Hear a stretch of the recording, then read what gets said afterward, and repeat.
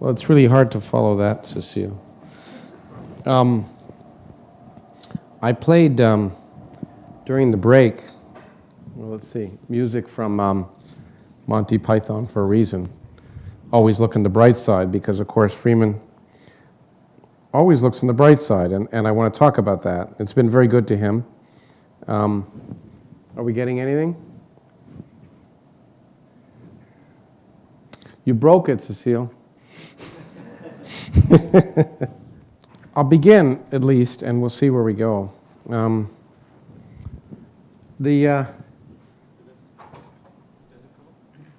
nothing's working. There's no projector, there's nothing. It was before, but it's not now.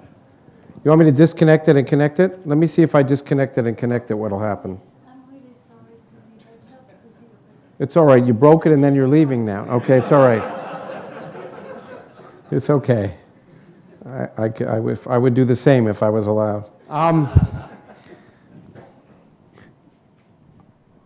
I also haven't written anything with Freeman, but I have had the pleasure of interacting with him a great deal over the last decade or so. And there's nothing quite as exciting, because whenever you come to Freeman with an idea, you will discover why you're wrong. Many different ways, always forcefully but politely, with a smile. And then when you corner him and are convinced he's wrong, you discover you can't corner him. It's impossible. And I want to talk about that in this context. I was playing the music from Monty Python, so always look on the bright side of life for a reason, because Freeman tried not like just some people to affect life here on Earth, but actually to save life for the entire future of the universe. And I want to talk about that little debate we've had. Oh, there we go.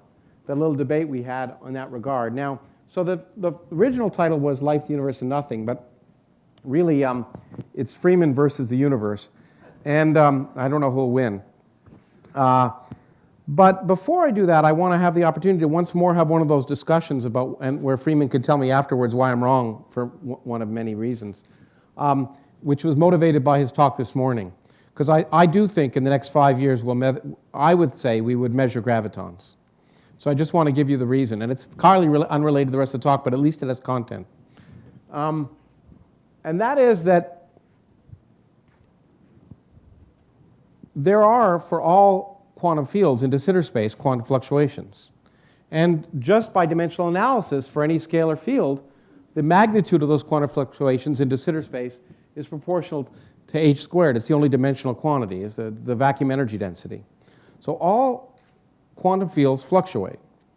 Now, if gravity, if there are linear fluctuations in the gravitational field which are also quantized, then they will fluctuate. And therefore, it is very interesting to know that in an expanding universe, the two helicity states of gravitons both satisfy the equations of a scalar field. And therefore, their fluctuations are identical to that, their quantum fluctuations are identical to that of a scalar field. And one derives that there should be, therefore, quantum fluctuations, graviton fluctuations, which are proportional to it turns out, h squared. So if gravitons exist as quantum fluctuations, they will fluctuate. And of course, during inflation, what happens is, like all quantum fluctuations during inflation, they get frozen in and become classical fluctuations. So in this case, the amplitude of these things is proportional to the energy density and the mass scale of inflation of the fourth power. And therefore, this becomes a generic prediction of inflation, and one can measure it, because when what you'll do is you'll produce quantum fluctuations in the gravitational field which get frozen in and are later measured to be gravitational waves, and of course, they're measured by the polarization of the cosmic microwave background. Because if you have a uniform background of radiation scattering off an electron, it'll be scattered isotropically. But when a gravitational wave of order the horizon comes across, it squishes space in one direction and stretches it in another, and therefore what you'll produce is you'll produce a polarization, because the light will be more intense in one direction than another, and that will produce a polarized scattering. And so you'll measure a polarization in the microwave background. And that, it turns out, if you actually ask what the value is, it's if the scale of inflation is 10 to the 16th GeV, which is not too different than the Planck scale, then you'll expect a power in polarization which is about 1% of the power in other density fluctuations due to other scalar fields. And therefore, I would argue that if you measure a gravitational wave background due to a polarization in the microwave background, then, because the origin of that is quantum fluctuations in the gravitational field, it tells you gravitons exist. That would be my argument, and you have the rest of the talk to decide why I'm wrong. But I think that that would be essentially because the production mechanism requires quantum fluctuations in the gravitational field to exist. So anyway, that's why. So I think, and it's plausible in the next decade we might measure polarization in the microwave background, and then I think you would argue, you'd have to argue that gravitons exist. So I can't wait to find out why I'm wrong. Okay. And in the meantime, let me end the day before the banquet by talking about the little debate that Freeman and I have had about the future of the universe. And the summary of it is that our future is miserable, I would argue.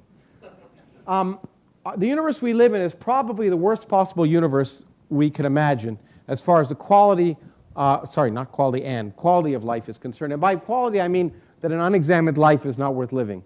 And we'll get to that.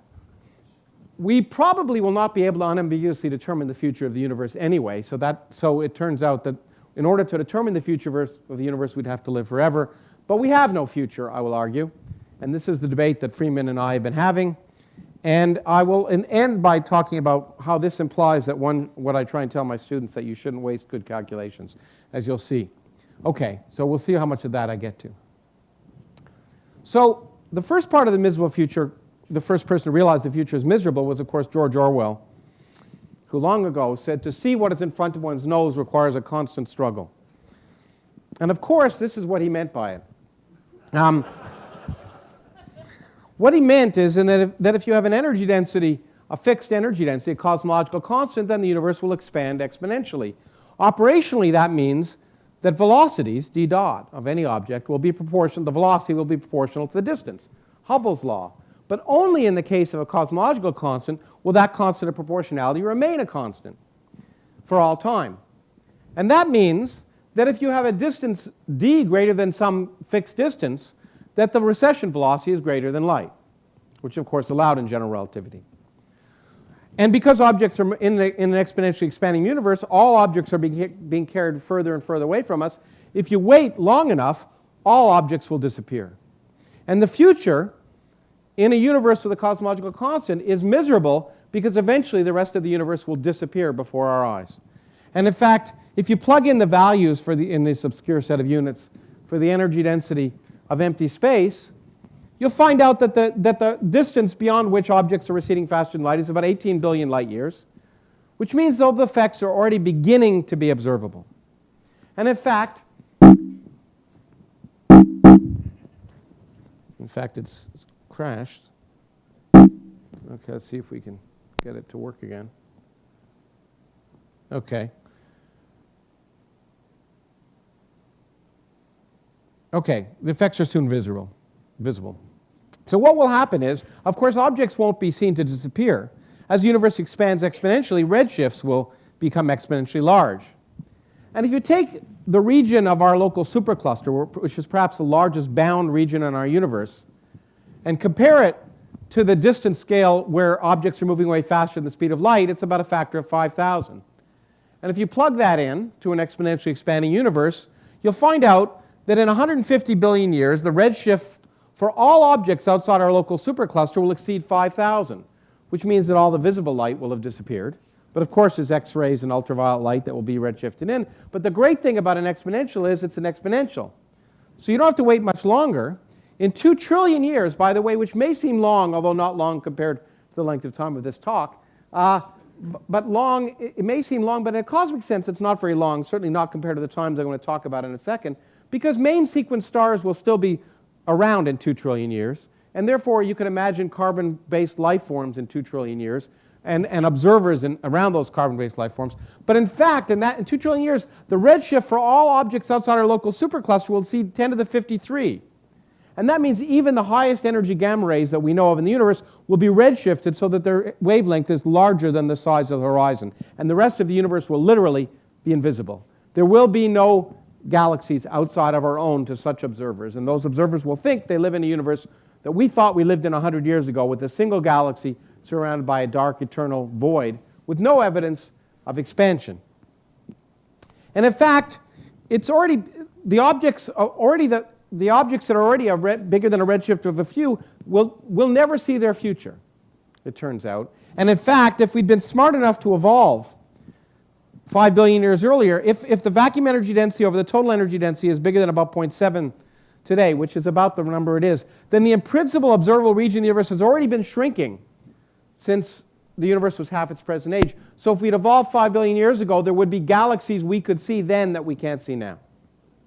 So the universe is going to disappear, and that's one way the universe is going to be miserable, because if you can't examine the universe, as I say, an unexamined life is not worth living. Observers in the far future will have no evidence of the behavior of the universe, even that it's expanding, or I've argued that there was a Big Bang.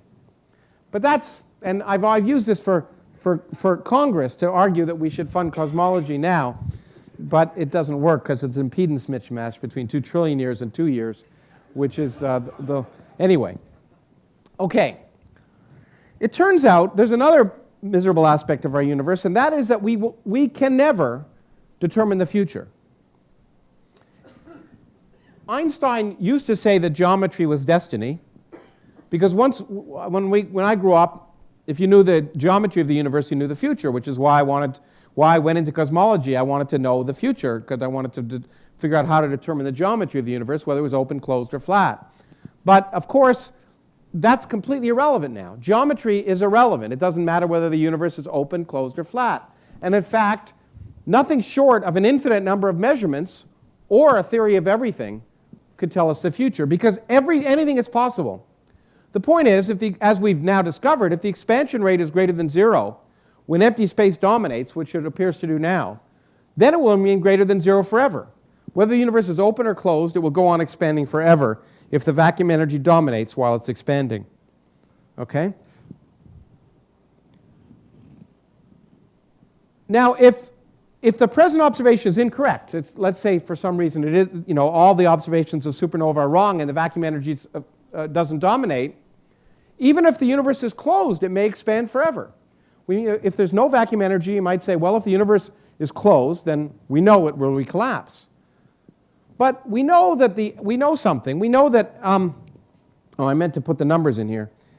We know that the omega, the universe is not closed by more than a few percent from present observations. Omega is at best 1.05 or 1.1.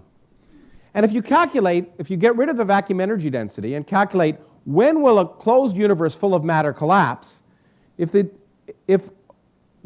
omega is 1.1 today, then the universe will expand by a factor of 11 before it begins to collapse. But that means the energy density of matter at that point will be, since it goes as 1 over the volume, 1/1000th of its present energy density. But that means there could be a vacuum energy density which is 1,000 times smaller than anything we could measure now, which could easily come to dominate. So even if we measure the universe as closed and we measure no vacuum energy density today, there's no way we know there's no vacuum energy density that's 1,000 times smaller that would stop the collapse of the universe. But of course, the same thing is true if the universe is open. Because while we don't know that there's no vacuum energy density now, we also don't know that there isn't some very small negative vacuum energy density. In fact, string theorists would like that. And therefore, once again, we can't show in any way, even an arbitrarily small 1/1,000,000th of the current energy density, as the density of matter falls, as the universe expands, eventually a negative vacuum energy density must take over and the universe must recollapse. So even if the observations are incorrect, we don't know if the universe is going to expand forever or not. And even if the observation is correct, of course, we don't know that the universe will expand forever because we don't know the source of the vacuum energy density. Maybe it's just a scalar field density that's going to go away. It may look like a cosmological constant, but many people, it's quite reasonable to assume it's actually some stored energy in a metastable field. So there's no way we can determine the future without either living an infinite amount of time to know what the future is, or a theory of everything, which describes not just the current vacuum energy density, but all possible vacuum energy densities along the lines of maybe what Henry was hoping for at some point.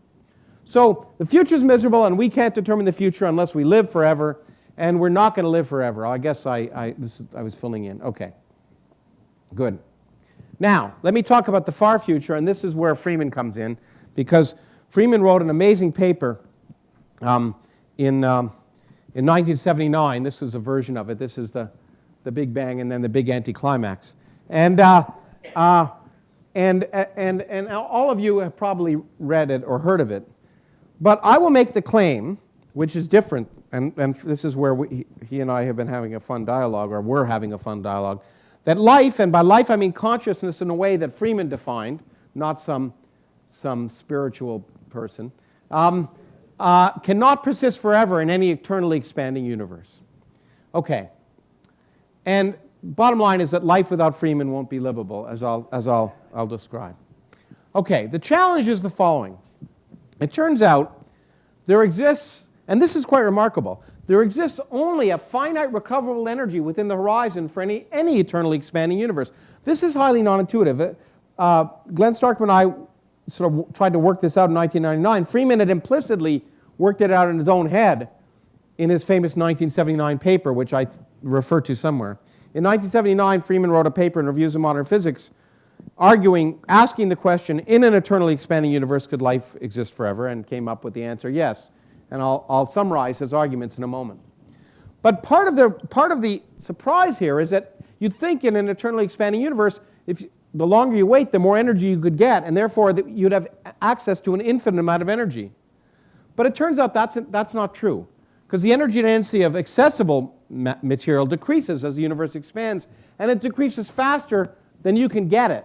And so you always end up with a finite amount of time, a finite amount of matter. This is one example. Let's say you wanted to harvest planets and turn it into energy. Well, the best way to harvest matter is to use gravity because it's a long-range field.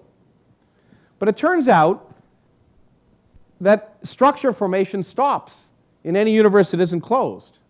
And therefore, you can no longer use gravity clustering to pull things in. And therefore, even using gravity gives you access to only a finite amount of material.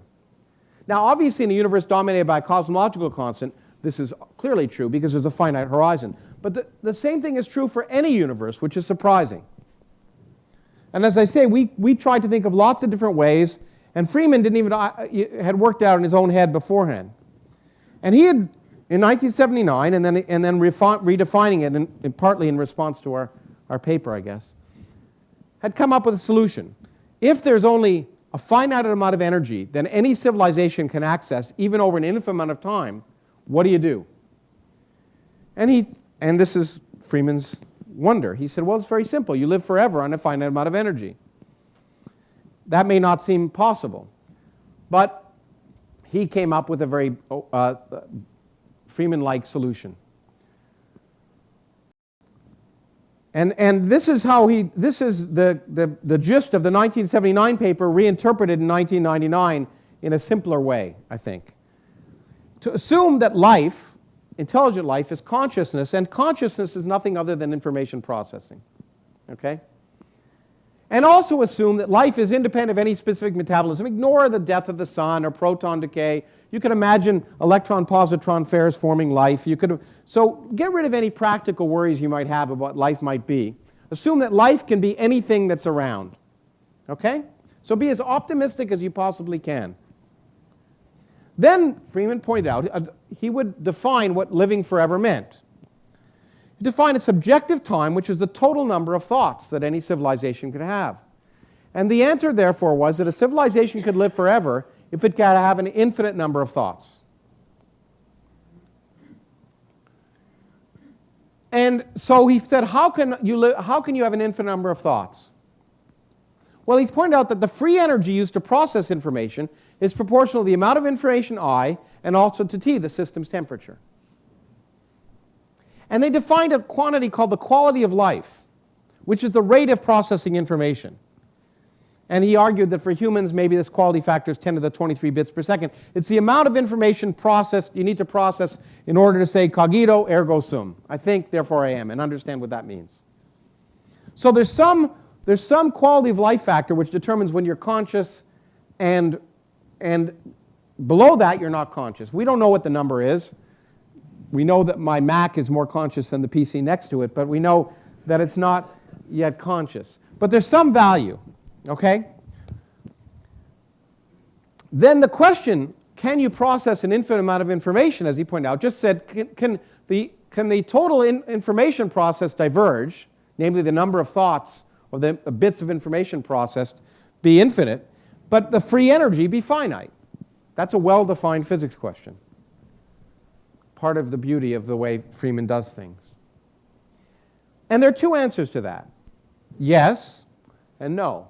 Now his answer was quite simple. So if you think of the free energy, which is the temperature times the rate of processing of information, and then the total number of thoughts should just be the rate of processing information integrate over time, then you can see that the only way you can satisfy that F be finite and I not be finite is if life forms cool. But, as he pointed out, the best you can do is cool in general as 1 over time. And if the energy process goes as t to the 4th power, then it turns out the temperature goes down as t to the minus 1/3 power. And he showed that F will converge and I will diverge if and only if Q of t goes like t to the n, where n is some positive power. But that means, of course, that as the temperature goes down, Q goes to 0. That's what's required. But if Q goes to 0, life forms must become unconscious. So a lesser man would have given up at this point, but not Freeman. So it appears that the only way for this to be the case is to lose consciousness. But he came up with another solution, which is particularly appropriate on his 90th birthday, I think, which is to hibernate. Most academics are familiar with this solution. If he said, imagine that you have some constant rate of activity when you're active, but 0 when you're inactive. Then you can show that if the period of inactivity increases as the universe expands, this is what I'm talking about academics getting older, then it will work. Because if the period of inactivity increases, as turns out the 4th power of time, then this quantity will converge. The fraction of time any civilization awake is an increasingly small fraction. So a civilization, you go to sleep, you sleep for some time, you wake up, then you sleep for a longer time, you wake up. The fraction of time you're awake is a smaller and smaller fraction of the age of the universe, but the total number of thoughts will diverge. Brilliant. So this is the way that Freeman could have us live forever. Hibernate, a wonderful, beautiful solution in principle. The question is it possible? And this is where we got into the discussion. And as I say, there are two answers to this question, is it possible? The first is no, and that's what Glenn and I argued, and the other one is yes, which is what Freeman has argued. And it turns out remarkably, what's come down in this debate, which was so interesting, is something that you might not imagine at all. The question is life, is intelligence quantum mechanical? All of this comes down to that question, and you might not have imagined it was the case. And I want to explain to you how it is. So we started to discuss whether this was possible, that systems could hibernate, and Glenn and I would write Freeman and come up with and say, no, this is the reason why you can, and then he'd come back with a smarter answer why it could, and it was a lot of fun. I'll just give you a few examples. So we came up with some intermediate arguments saying, well, look, if you want to wake up, you got to have an alarm clock.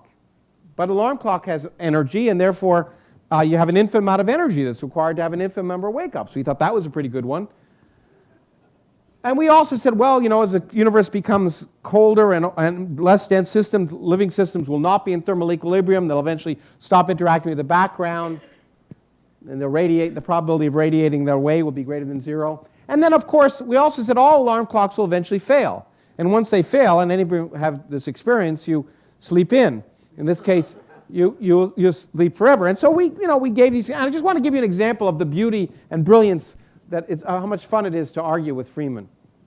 So the first one, standard alarm clocks work on infinite energy. Well, Freeman said no, Because all you have to do is arrange an alarm clock that's this way. You have these two masses, you arrange them to be in orbit around a bigger mass, and to collide.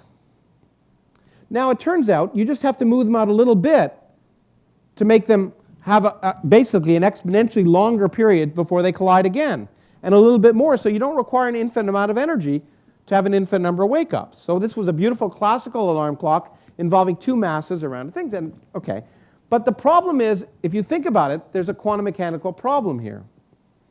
So this was his alarm clock. You put masses in orbit, and then they collide, and then you reset the clock, move them out a little bit, and it'll take a lot longer to collide again. The problem, of course, is that to make them collide, you have to, when you get it out, you have to know their momentum better and better. And eventually, quantum mechanics is going to kill you because the uncertainty principle will tell you that you get it wrong and they'll miss. So this began to give us an idea that maybe, as Freeman already argued, quantum mechanics might be important. And then we came up with an argument we thought was airtight for why life would end. Now, the interesting first aspect of this argument, which we may even discuss later in this meeting, is that one of the nice things, which Feynman and others first argued about a lot, is that, in fact, unlike what people had thought, you can actually do reversible computations. Computations do not dissipate energy or entropy. You can do a completely reversible computation. A quantum computer is one example of such. So that's great. The problem is, however, that what costs energy is erasing the registers. And so erasing the registers costs kT. And that means you could stare at your navel and go for all eternity, and have the same thought forever, and if you want to call that eternal life, it's all right. But if you want to have new thoughts, you have to erase the registers, and that dissipates energy. And therefore, the new computation is done at a lower energy. Now, the interesting thing is that no finite-sized quantum mechanical system has an infinite number of states accumulating above the ground state. There's always an energy gap. And therefore, if you take a civilization and consider it a large but finite quantum mechanical system, and then you have a thought, and then you erase the registers, you go down to the next quantum state, and then you erase the registers after the next thought, and the next thought, and the next thought, but you always only have a finite number of states above the ground state, and eventually you get the ground state, no more thoughts, end of story. So we said, look, this is unimpeachable. Life, if it's quantum mechanical, if thinking process are quantum mechanical, life must end. And we said, aha! Okay, but Freeman is Freeman. And among other things, he's also read a lot of science fiction.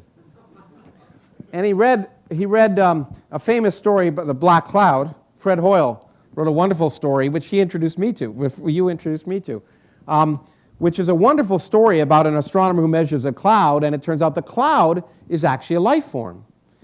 Now, the point is, how can you avoid the quantum mechanical? The key question is life quantum mechanical? What does it mean to be quantum mechanical? It means you are quantum mechanical when the available energies to you are comparable to the quantum spacing. If the available energy is much bigger to you than the quantum spacing, you behave classically. So you could avoid the quantum mechanical limit if you had a system whose energy levels decreased faster than the need for using energy. And he gave an example of in fact, the black cloud. And as he said, you make life analog, not digital. So imagine that you embody a life form in a cloud of gas.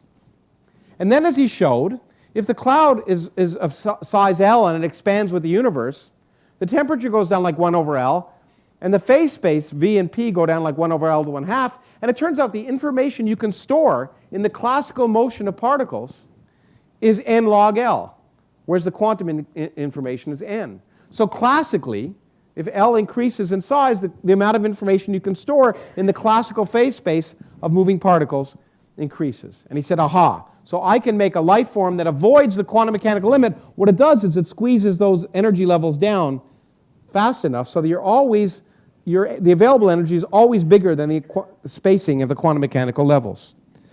Okay, so this was the level of the debate. And the system becomes more and more classical over time, and therefore avoids the quantum mechanical limit, and therefore this kind of life form could live forever, and he defeated us. But the question is, will the universe allow this? And this is this is a debate we sort of lingered on and never quite resolved, because in fact there's lots of problems with this, because this system becomes more and more dilute. And if it's more and more dilute, the different parts of the system have a harder time communicating with one another. In fact, electromagnetic radiation will, in general, the cross-section will go to zero, and the system won't be able to be coherent. Okay? But the good news is that for the moment, the universe has answered this question. Because we all agree, including Freeman, that if the universe has a vacuum energy density, then we're screwed. Because if the universe has a vacuum energy density, eventually, of course, this system will go outside its own horizon, because it will begin to expand exponentially. So if the universe has a vacuum energy density, it's bad news. Okay? Now, as I pointed out to you, we don't know for certain that that vacuum energy density will remain forever. But if it is the case, then life must end. If it isn't the case, then we have to decide if that black cloud will work, and we haven't figured that. Well, at least I don't know if Freeman has capitulated in that regard yet. But if the universe has a dark energy, and that dark energy remains constant, then life will end. No civilization can have an infinite number of thoughts, and it's bad news. Now, the question is, therefore, as Freeman put it, the future of life depends upon whether it's analog or digital. So you got to get rid of your iPods and go back to LPs in the long run, because what is amazing about this whole discussion, and what I found so fun about it, and it began with Freeman, is that we don't have to know what life is. You don't even have to define the biology. If quantum mechanics utterly governs a universe starved of energy, consciousness will end for any eternally expanding universe. And what I love about that is it's physics, not biology. You didn't have to define consciousness, you didn't have to define living systems or anything. The question is, as he put it, will life be analog or digital? And the future of life, if there is going to be life, is analog. But even analog life will die in a universe with a cosmological constant. Now, I want to, in the last few minutes, point out another aspect that we followed up with this, which is, consciousness, we don't even know what it is. So it's all right to talk about quality factors. But computation, we know what that is, a little bit more. And even that's pretty bad. So does this same argument provide limits on computation? And the answer is yes, in a way that I'm amazed with. So let's consider that we live in a universe with a cosmological constant, which is probably the universe we live in. Then you can ask, how much energy can you access in a universe with a cosmological constant? And the way you do it is you're sort of like the Borg from Star Trek. You go out at the speed of light, and you destroy stars, and you beam the energy back to you. Okay? So you can do a calculation, you can do some conformal time diagram, where you go out at the speed of light, and you keep beaming all the energy back to you at the source out until you get to the horizon. Okay? And you could calculate how much energy you can get in such a universe by going out, destroying things, and beaming the energy back to you. And you can do the calculation, and it's kind of interesting.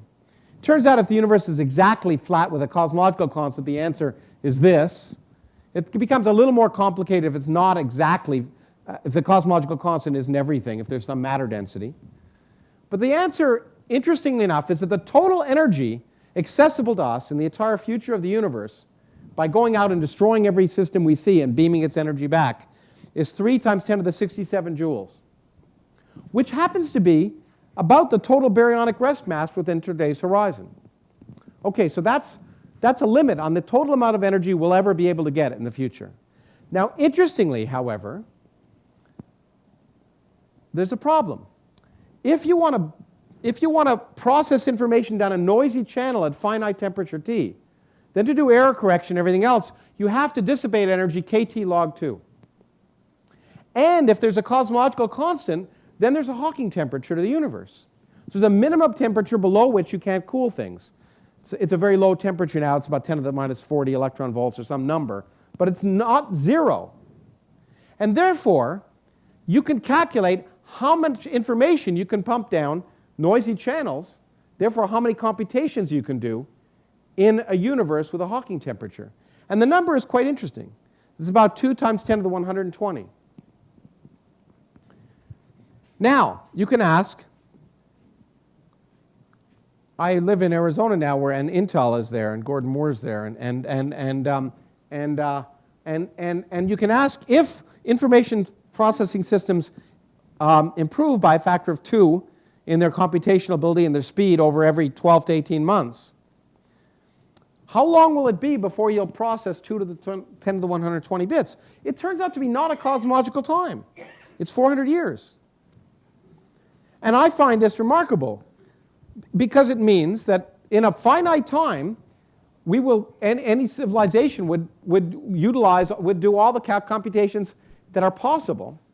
And I think this is interesting from a science fiction perspective because it means people, when they talk about SETI, often talk about civilizations that continue to improve exponentially over billions of years. But if this is true, then we may have only 400 years of exponential improvement in our information processing capability. And then we may have to just slow down. So this is the first time I've seen where cosmology puts a time limit, which is actually not cosmological, in this amount. And I think that means, that's why I tell my students don't waste calculations. Because we only have a finite number. You can object in a second, David. I'm almost done. Now, Freeman, as I pointed out in the music at the beginning, always looks on the bright side of life. So it's clear to me that if Freeman is right, which is that there's always hope, the only hope is that the dark energy isn't a cosmological constant, and it probably won't be. Now, I think I'll skip anthropics because I want to give people time to change. It turns out the future of whether there is a cosmological constant, as the argument is given, is anthropic one. But the real choice, it turns out, in what anthropics gives as a bound for the cosmological constant is what you determine the variable parameters are. So your conclusion about what a limit on the cosmological constant is will depend upon what parameters vary, what you define as intelligent life, and all sorts of other things. And that's what I was going to go into. But the point is, the anthropic argument, I think, is bogus, because it really depends on a whole bunch of assumptions, none of which we know. However, there's one thing that's clear. If you're going to create a universe, it's not worth creating if it doesn't have Freeman in it. And I guess that's the conclusion. A universe without Freeman would not be worth creating. And it doesn't matter if life ends in the far future. Without Freeman, it wouldn't be any fun anyway. Thank you.